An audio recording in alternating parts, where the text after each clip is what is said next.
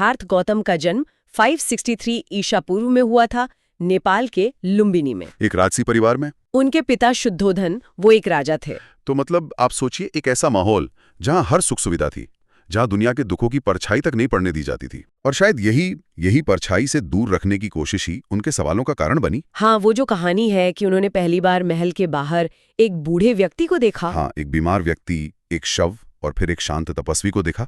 कहते हैं कि इन 4 दृश्यों ने उनका संसार हिला दिया। उन्हें ये एहसास हुआ कि जिसे वो जीवन समझ रही थीं वो अधूरा है। बिल्कुल। इसी बेचैनी ने उन्हें सब कुछ छोड़ने पर मजबूर कर दिया, अपना महल, परिवार, सब कुछ। हाँ, इसे महाभिनिष्क्रमण भी कहते हैं।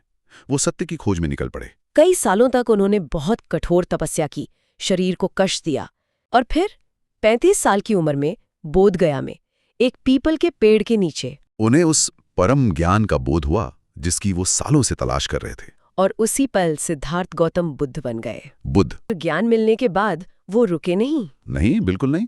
वो सारनाथ गए और अपना पहला उपदेश दिया, और इसी घटना को धर्मचक्र प्रवर्तन कहते हैं। और फिर लगभग 45 साल तक वो अपनी शिक्षाओं का प्रचार करते रहे, और 80 साल की उम्र में कुशीनगर में उनका देहांत हुआ, जिसे महापरिनिर्वाण कहा जाता है।